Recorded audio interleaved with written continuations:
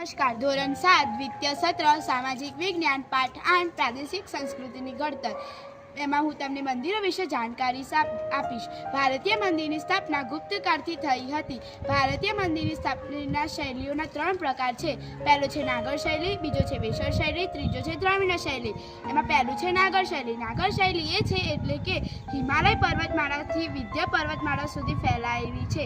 તેનો ઉપરનો ભાગ વળાંકવાળો જોવા મળે છે અને તેના શિખરો ઈંડાકારના જોવા મળે છે. નાગર શૈલી મંદિરના અનેક ઉદાહરણો છે. પહેલું છે જગન્નાથ મંદિર, બીજું છે સૂર્ય મંદિર, ત્રીજું છે કોણાર્કનું સૂર્ય મંદિર, બીજું છે વેસર શૈલી. વેસર શૈલી કર્ણાટક શૈલી તરીકે પણ ઓળખવામાં આવે છે. વેસર શૈલી મહારાષ્ટ્ર, ગોવા, કર્ણાટક સુધી ફેલાયેલી છે અને કૃષ્ણ નદી સુધી પણ ફેલાયેલી છે. વેસર શૈલી નાગર શૈલી અને દ્રવિડ સુધી પણ આવેલી છે. વેસર શૈલીના અનેક ઉદાહરણો છે.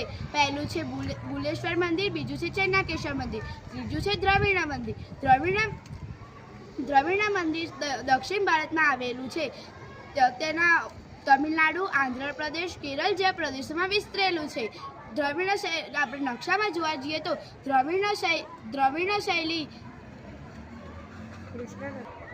કૃષ્ણ નદીથી કન્યાકુમારી નદી સુધી ફેલાયેલી છે. દ્રવિડ શૈલીના અનેક ઉદાહરણો છે. પહેલું છે મીનાક્ષી મંદિર, બીજું છે બૃહદેશ્વર મંદિર. ધન્યવાદ.